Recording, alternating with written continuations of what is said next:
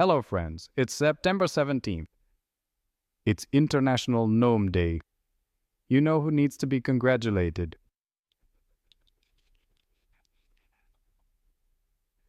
Who should we congratulate? The illegitimate one. He put on a military uniform and went to the Nizhny Novgorod region to watch the exercises. He went to the Nizhny Novgorod region. So the war is happening here, and Putin went the other way. Further away. At this point, we will consider the topic of negative courage covered. Chechnya. Subsidized region. The caravan is heading to the wedding.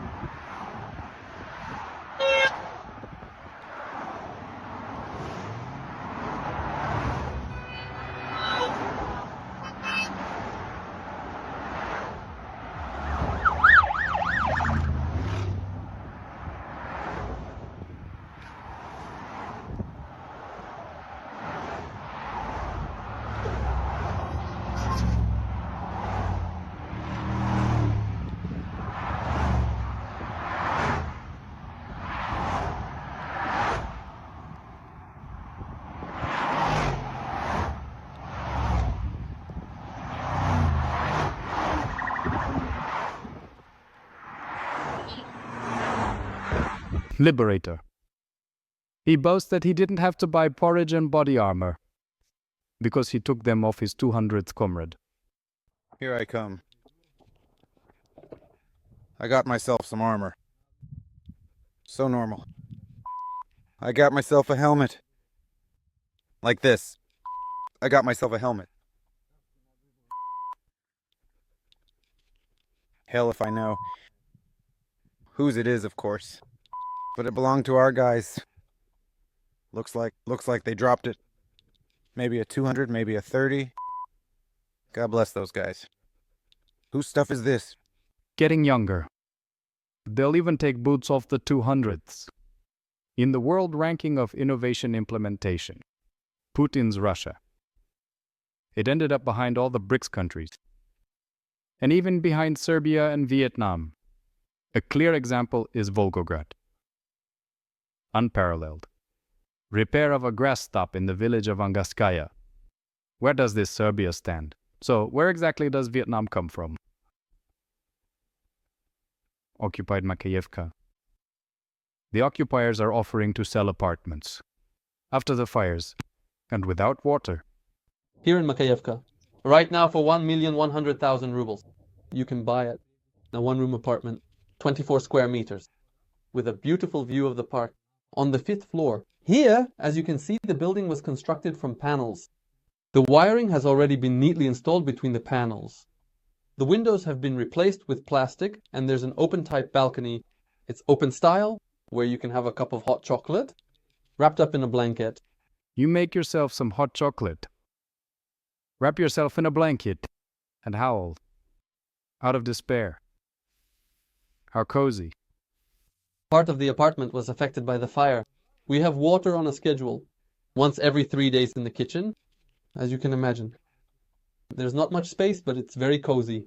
You drink your hot chocolate. You howl. You calm down. You turn on the tap to wash your cup. And you howl again. So very cozy. You know, because there was a fire here. The wallpaper got a bit sooty. You know, it kind of reminds me of that loft style, like in modern coffee shops these days. And sometimes in restaurants, they even make the ceilings black. But here it's kind of natural. This modern style came about thanks to the fire. No need to pay extra for it. It's already included in the base price. NATO troops. Get out of the USSR territory. Ivan wrote that on a German Volkswagen. How much cars have gotten more expensive in Russia?